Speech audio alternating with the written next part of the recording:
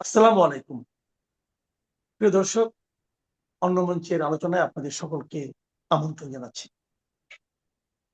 আজ আমাদের আমন্ত্রিত অতিথি হয়ে আমাদের সঙ্গে আছেন কানাডা থেকে বিশ্ববিদ্যালয়ের শিক্ষক ও গবেষক ডক্টর হেলাল হোসেন ঢালী। ডক্টর ঢালী, আপনাকে আমাদের অনুষ্ঠানে স্বাগত জানাচ্ছি। ধন্যবাদ মোস্তফা ভাই। আহ, আমরা সরাসরি রাজনীতির কিছু প্রসঙ্গ নিয়ে কথা বলতে চাই। আপনি নিজেও তো এদেশে অনেকদিন ছিলেন, এদেশে ঢাকা বিশ্ববিদ্যালয়ে আপনি শিক্ষকতা করেছেন, অনেক কিছুই জানেন। আজকে যারা এনসিপির বড় বড় নেতা, এরা হয়তো আপনাদের স্টুডেন্ট ছিলেন, কাজে এদের কর্মকাণ্ড সম্পর্কে আপনাদের একটা ধারণা আছে। আমরা আসলে বোঝার চেষ্টা করছিলাম। আমাকে আজকে ওরা যখন জামাতে ইসলামের সঙ্গে এক ধরনের নির্বাচনী জোট করলো, তো আমাকে অনেকে বলছিল যে ওরা যে স্বপ্ন দেখিয়েছিল সেই স্বপ্ন কি ভেঙে গেল কিনা। তো বিপরীতে আমি একটা কথা বললাম, দেখেন ওরা আসলে আমাদের কোনো স্বপ্ন দেখায় নাই। আমি ব্যক্তিগতভাবে যেটা বলি, যেভাবে ভাবি, যে আমি এবং আমরা ওদেরকে কেন্দ্র করে কিছু স্বপ্ন দেখেছিলাম। তো আমরা সেই স্বপ্ন ভঙ্গের বেদনায় হতো আক্রান্ত। তো আপনার নিজস্ব অভিজ্ঞতাটা কি? এদের তো আপনি ছাত্র হিসেবে পেয়েছেন, দেখেছেন ক্যাম্পাসে, এদেরকে মুভমেন্ট দেখেছেন আপনারা। তো এখন যদিও মাঝখানে একটু গ্যাপ হয়ে গেছে, আপনি দেশের বাইরে থাকেন, তাও দেশকে নিশ্চয়ই ফলো করেন।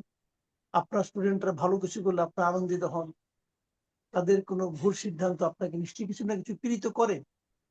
তো আপনার মানে উপলব্ধিটা কি আসলে, এই যে তারা যে নতুন একটা রাজনৈতিক জোটের মধ্যে গেল, এটাকে আপনি কিভাবে দেখছেন? একটা হলো যে আমি আপনার বক্তব্য ধরেই যদি শুরু করি যে আসলে এরা স্বপ্ন দেখায়নি, এদেরকে কেন্দ্র করে অনেক মানুষ স্বপ্ন দেখেছিল। আমিও ব্যাপারটা তাই মনে করি এবং আমরা দেখেছি যে যখন জুলাই আন্দোলন হয় তখন বড় একটা অংশ তাদেরকে কেন্দ্র করে ভেবেছিল যে বাংলাদেশে হয়তো ইতিবাচক একটা পরিবর্তন আসবে এবং তারা হয়তো আসলেই এই তরুণ প্রজন্মের যে যে গতি এবং যে ভাবনা, তার একটা প্রতিফলন তাদের কর্মে দেখাবে, কাজের মাধ্যমে দেখাবে।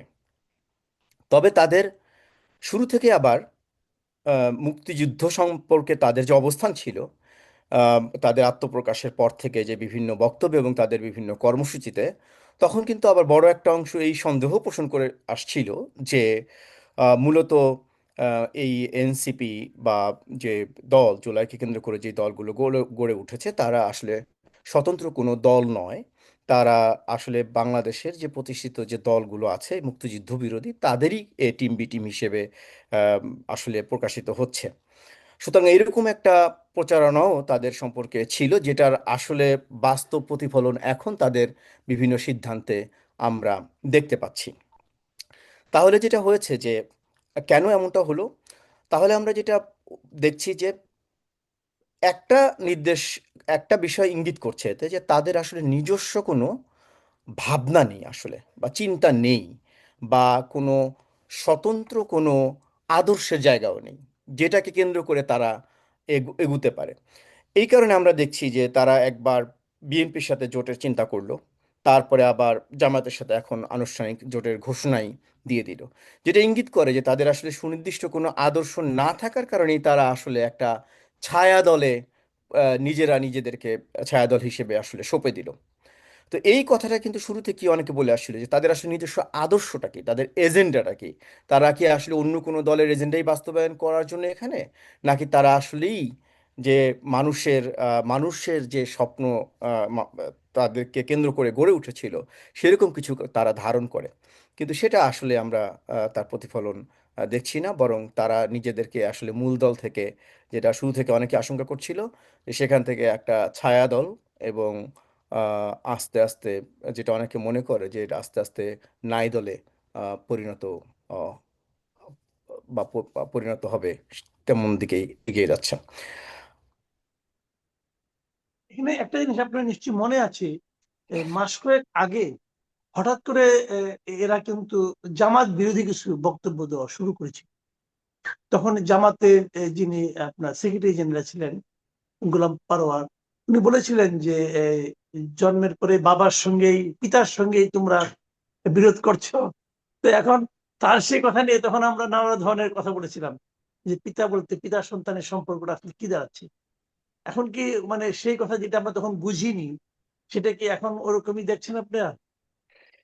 দেখেন, এই ব্যাপারে কিন্তু জামাত শুরু থেকেই খুব স্পষ্ট বক্তব্য দিয়ে আসছে যে জুলাই আন্দোলনের পেছনে কলকাঠি নেড়েছে তারা, এবং তৎকালীন আওয়ামী লীগ সরকারও শুরু থেকেই কিন্তু একই কথা বলে আসছে যে এর পেছনে জামায়াত কলকাঠি নাড়ছে।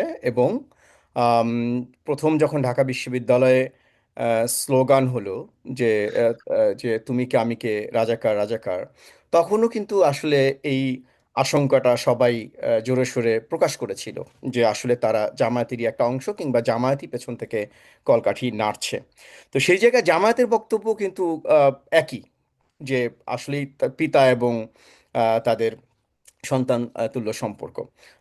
এবং সেটাই আসলে আস্তে আস্তে আস্তে ইয়ে হচ্ছে, প্রকাশিত হচ্ছে। তবে এনসিপি যে অংশটা আসলে জামায়াত বিরোধী কথাবার্তা বলেছে, সেই অংশটা কিন্তু এখনো আছে। যেমন এখনো আমরা দেখেছি যে এনসিপি যখন জামায়াতের সাথে জোট করছে বা করেছে, প্রকাশিত হওয়ার পর অনেকে চিঠি দিয়েছে, এক ধরনের ব্যাখ্যা চেয়ে চিঠি দিয়েছে, প্রায় 30 জন নেতাকর্মী। অনেকে পদত্যাগ করেছে, আজকে দেখলাম যে 2 জন নারী নেত্রী পদত্যাগ করে তারা স্বতন্ত্র আম, আহ, আহ, ভাবে নির্বাচন করার ঘোষণা দিয়েছেন যে তারা সেরকম করতে পারেন। তারপর সদ্য পদত্যাগ করা মাহফুজ আলম, উনিও দাবি করেছেন যে এই এনসিপির সাথে তার কোনো সম্পর্ক নেই। উনি নতুন কোনো এনসিপি যদি গড়ে ওঠে জুলাই আন্দোলনকে কেন্দ্র করে, তাদের সাথে হয়তো উনি আছেন বা হয়তো আশাবাদ ব্যক্ত করেছেন। এবং যদিও সেখানেও আমরা দেখেছি যে ওনার ভাইও আবার মনোনয়নপত্র তুলেছেন এনসিপির হিসেবে, আবার ওনার বাবা বিএনপির নেতা। মানে পুরো ব্যাপারটায় আমরা দেখছি যে যে জামায়াত বিরোধী যে অংশটা ছিল বা বক্তব্য ছিল, তারা কিন্তু আসলে এখনো অনেকটা সরে যাচ্ছে। কিন্তু মূল এনসিপি যেটা আসলে জামায়াতের সাথে ছিল বলে শুরু থেকেই ধারণা করা হচ্ছিল, মূল এনসিপি কিন্তু সেদিকেই হেঁটেছে। এবং আমরা দেখেছি যে এই এনসিপির বক্তব্য, যারা এখনো এনসিপির সাথে আছে, তাদের যে মুক্তিযুদ্ধ সম্পর্কে তাদের যে অবস্থান এবং বক্তব্য, সেটা কিন্তু জামাতের সাথে কখনোই ভিন্ন ছিল না। জামায়াতের সাথে তাদের বক্তব্যের ভিন্নতা আমরা কিন্তু লক্ষ্য করিনি। তো সেই জায়গা থেকে গোলাম পরোয়ার যে মন্তব্য করেছিলেন, সেটার যথার্থতা আমরা এখন দেখতে পাচ্ছি, এবং এবং কর্মকাণ্ডের মধ্যেও আমরা দেখেছি।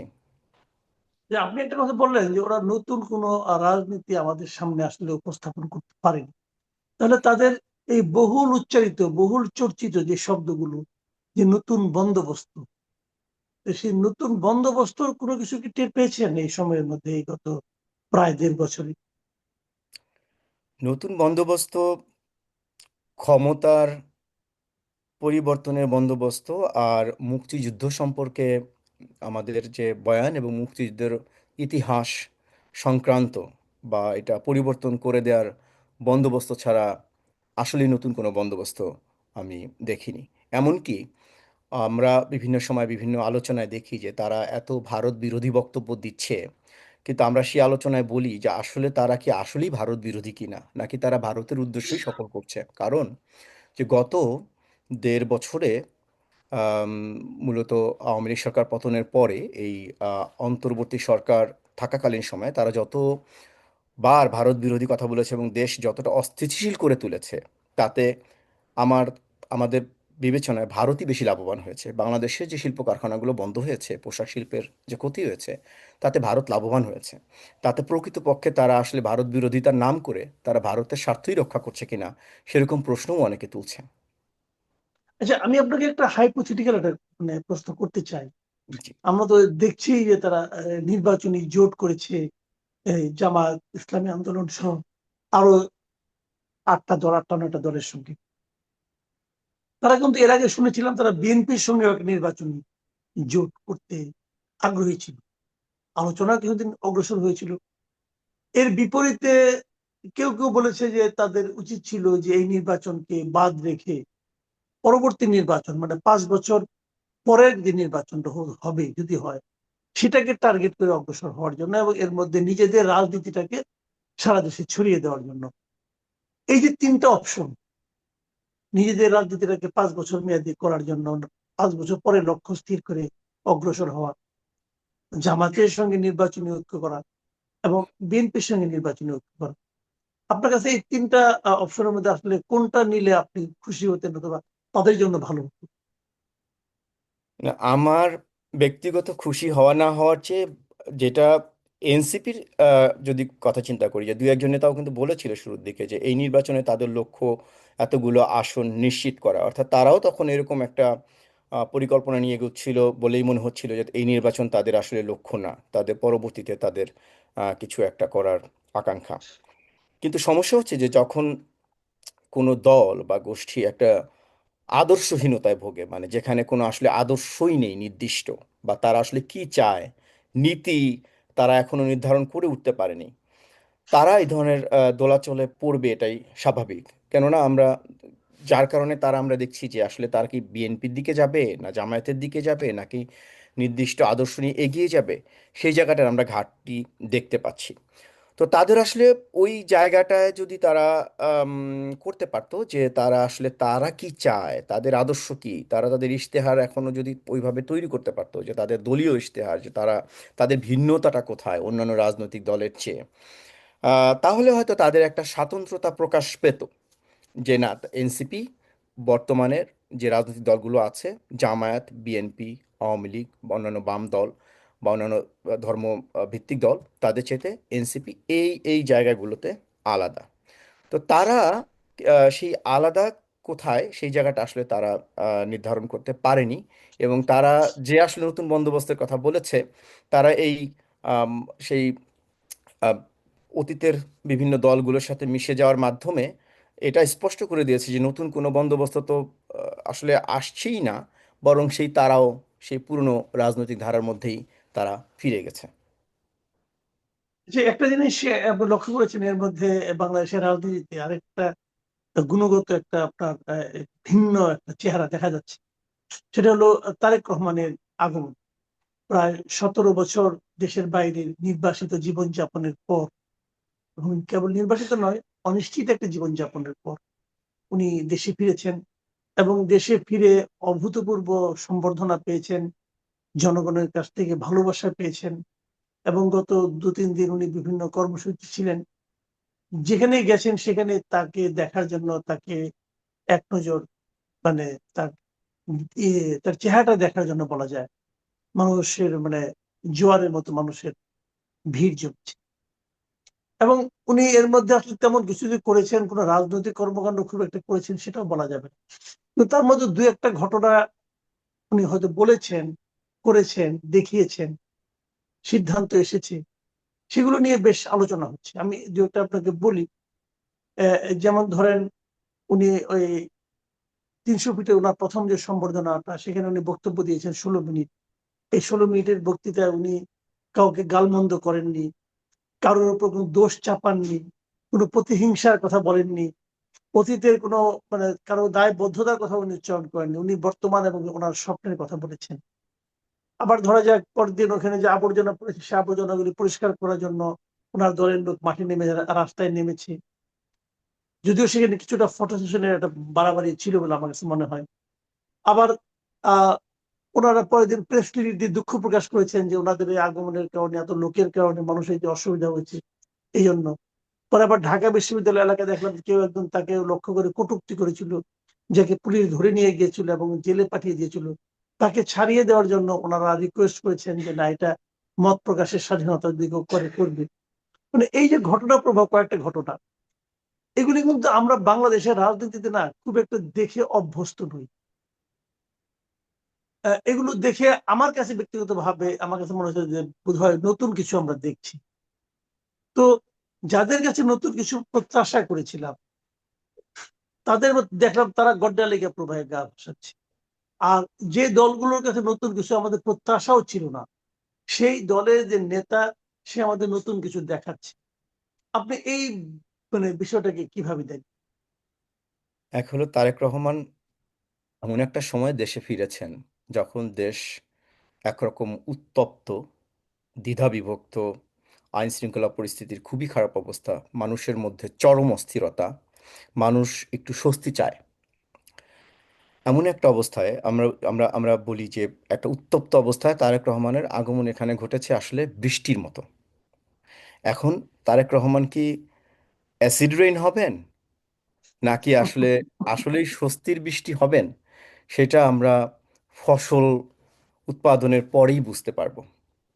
তবে কিছু কার্যক্রম যেটা আমরা দেখছি যে একটা পরিবর্তনের ইঙ্গিত, উনি এসে ওনার দেশের মাটির প্রতি ওনার যে টান, বক্তব্যে প্রতিহিংসা পরায়ণ কোনো কথা উচ্চারণ না করা, এবং একজন বিশ্ব নেতার আম, বক্তব্যকে কোট করে ওনার স্বপ্নের কথা বা পরিকল্পনার কথা তুলে ধরা একটা পরিবর্তন ইঙ্গিত করে। তবে লোকজন কিন্তু আম, স্বস্তি হিসেবে নিয়েছে, শুধু বিএনপি না, অনেক সাধারণ মানুষকেও আমি বলতে শুনেছি যে এখন যদি দেশে একটু শান্তি আসে, এবং উনিও ওনার বক্তব্যে বলেছেন যে আমরা শান্তি চাই। এখন প্রশ্ন হচ্ছে যে এটাও বলা হয়ে থাকে যে আমরা যখন বিদেশে থাকি পশ্চিমা দেশগুলোতে, সেখানকার কৃষ্টি এবং জীবন যাপন পদ্ধতি দেখে আমরা পরিবর্তন হই, কিন্তু আমরা এয়ারপোর্টে গিয়ে বিমান থেকে নামার পর পর আমরা আবার সেগুলো ভুলে বাংলাদেশের সাথে মিশে যাই। তখন ওনার এই ইংল্যান্ডে থাকার রেশ যদি সহসা কেটে না যায় তো চমৎকারীদের তো সমদে, এবং উনি যেই সাইনগুলো দেখিয়েছেন, তাহলে হয়তো উনি অ্যাসিড রেন না হয়ে স্বস্তির বৃষ্টিই হবেন। আরেকটা বিষয় যে উনি যখন আটে গিয়েছিলেন তখন কিন্তু উনি দেশ ছেড়েছিলেন আসলে একজন আহ, মানে কোট আনকোট বকে যাওয়া রাজপুত্র হিসেবে। আর উনি এখন যখন ফিরেছেন তখন কিন্তু উনি নেতা হিসেবে ফিরেছেন। এই অর্থে যে মানুষজন, মানে যদিও উনি ওনার নেতৃত্ব দেখানোর সুযোগ পাননি, কিন্তু বিএনপি সহ অনেক সাধারণ মানুষ ওনাকে আসলে গ্রহণ করার জন্য মানসিকভাবে প্রস্তুত। এবং আমরা আহ, এরকম একটা স্বস্তি নিঃশ্বাসও খেয়াল করেছি যে এখন যদি একটু শান্তি আসে। এবং আমি এরকমও শুনছি যে যদি এখন কোনো ঝামেলা হয়, তারেক রহমানের কিছু হয়, তাহলে হয়তো আবার দেশে একটা অস্থিরতা তৈরি হবে। সেই জায়গা থেকেও অনেকে ওনার নিরাপত্তার কথা চিন্তা করছেন। তা এখন দেখার বিষয় আমাদের যে উনি 2008-এর থেকে শুরু না করে উনি কি 24 থেকে শুরু করছেন, বা এই যে 25-এর ডিসেম্বর থেকে শুরু করবেন ওনার রাজনীতি, নাকি সেই 8 থেকে শুরু করবেন। ওনার বক্তব্যে মনে হয়নি যে উনি 8 থেকে শুরু করবেন, বক্তব্যে মনে হয়েছে উনি আসলে 25 থেকেই শুরু করবেন। যদি উনি 25 থেকে শুরু করেন, এবং যদি উনি যেই আম, ধরনের বক্তব্য উপস্থাপন করছেন সেই অনুযায়ী চলাফেরা করেন, বা ওনার কর্মকাণ্ডে যদি তুলে ধরেন, যেটা দুই একটা নমুনা আমরা দেখতে পাচ্ছি, আম, তাহলে হয়তো মানুষের যে আবার ভরসার জায়গা সেটা ফিরে আসবে। কি সেই আবারও হবে যেটা হচ্ছে সেই হয়তো আম, মানে নতুন যারা যে আশা নিয়ে আসছিল সেটাকে ভুল প্রমাণ করে যে আসলে আমাদের বাংলাদেশের মানুষ আম, এখনো আহ, যে রাজনৈতিক দলগুলো আছে প্রতিষ্ঠিত, তাদের উপরই যে ভরসা করে, সেটাও ওনারা আবার প্রমাণ করবেন। আমি একদম শেষ প্রশ্নে যাচ্ছি, আমরা অনুষ্ঠানের শেষ পর্যায়ে চলে এসেছি।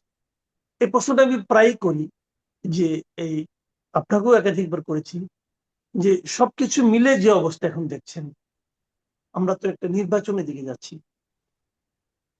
আহ ফেব্রুয়ারি মাসে যে নির্বাচনটা হতে যাচ্ছে, আপনি এই নির্বাচন নিয়ে, নির্বাচনটা কিভাবে হবে, কতটা ভালো হবে, কতটা শান্তিপূর্ণ হবে, কতটা পার্টিসিপেটরি ইলেকশন হবে, এই সবগুলো মিলিয়ে সবগুলো যদি বিবেচনায় নেন আপনি, তাহলে আপনি এই নির্বাচন নিয়ে কতটুকু আসবেন?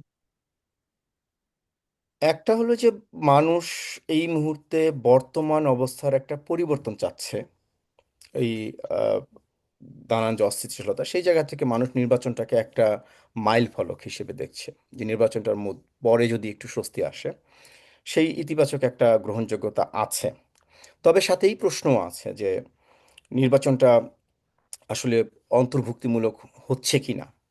যেহেতু বড় একটা রাজনৈতিক দল, জুলাই আন্দোলনে তাদের অবস্থান বিতর্কিত থাকলেও আওয়ামী লীগ সরকারে থাকার কারণে এই প্রশ্নটাও কিন্তু ঘুরে ফিরে আসছে, যে এটা অন্তর্ভুক্তিমূলক হচ্ছে কিনা। আর নিরপেক্ষ নির্বাচন হওয়ার প্রশ্নে যেটা আমরা দেখছি যে একটা ইতিবাচক দেখছি, যে ধরেন এই যে জোট বদল হচ্ছে, দল বদল হচ্ছে, আমরা অনেক মুক্তিযোদ্ধাদেরকেও দেখছি যে অলি আহমেদও জয়েন করেছেন জামায়াতে, বা 2 সপ্তাহ আগে।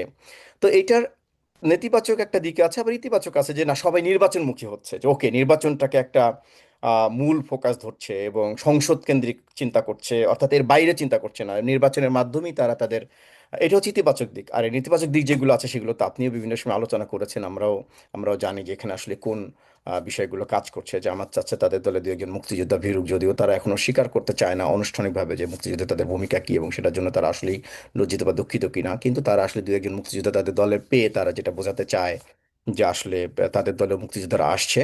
কিন্তু সার্বিকভাবে আসলে নির্বাচনটা মানুষ, আমার কাছে মনে হচ্ছে যে একটা মাইল ফলক হিসেবে দেখছে, যে একটা ট্রানজিশন ফ্রম এই অস্বস্তিকর অবস্থা থেকে একটা স্বস্তিকর অবস্থার দিকে যাওয়ার পথে। এখন এটা আমরা বলি যে নিরপেক্ষ বা শান্তিপূর্ণ হবে কিনা, এটা নির্ভর করবে এই নির্বাচন কমিশন কতটা শক্তিশালী, এবং এই নির্বাচন কমিশনকে আইন শৃঙ্খলা বাহিনী, রক্ষাকারী বাহিনী কতটা সমর্থন দেয়, এবং তাদের চাওয়া পাওয়া কি, বা তারা অন্য কোনো নির্দিষ্ট রাজনৈতিক দল দিয়ে প্রভাবিত হবে কিনা, বা অন্য কারো কোনো আশা আকাঙ্ক্ষার বাস্তবায়ন ঘটাবে কিনা, তার উপর নির্ভর করছে। জি, অনেক ধন্যবাদ, অনেক ধন্যবাদ ডক্টর হেলাল হোসেন ঢালী।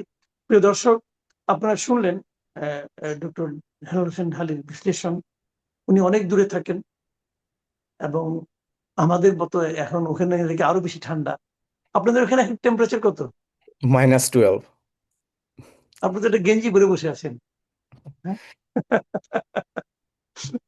হ্যাঁ? Internal heating system. -12 কত ঠান্ডা, এটা কিন্তু আমরা আসলে মানে কল্পনা করতে পারবো। মানে 0 ডিগ্রিতে বরফ হয়, তার চেয়েও 12 ডিগ্রি কম। কত ঠান্ডা এটা কিন্তু আমরা চিন্তা করতে পারবো না। সেরকম ঠান্ডায় উনি বসে আছেন একটা গেঞ্জি পরে। কিভাবে সম্ভব? সম্ভব সেভাবেই যে প্রকৃতি এবং পরিবেশ আপনাকে যাই দিক না কেন, মানুষের হাতে কিন্তু নিয়ন্ত্রণটা থাকে। মানুষ চাইলে একটা বরফ খণ্ডের মধ্যেও উষ্ণ অবস্থান তৈরি করে নিতে পারে। আবার মানুষ চাইলে একটা বেহেশতকেও নরক বানিয়ে ফেলতে পারে। আমাদের সামনের দিনগুলো এরকম। আমরা যাদেরকে শাসক হিসেবে বসিয়েছি অথবা আগামীতে যাদেরকে শাসক হিসেবে বসাতে চাই, তারা আমাদের এই বেহেশতকে নরক বানাবে, নাকি বেহেশতই বানাবে, নাকি পৃথিবী রাখবে, এটা তাদের উপরে নির্ভর করছে। এবং তাদেরকে নির্বাচনের দায়িত্বটা আমাদের। আমরা কিভাবে তাদেরকে নির্বাচন করব, অথবা যারা এরকম অপকর্ম করছে তাদেরকে থামাবো কিনা, এগুলো কিন্তু আমাদের উপর।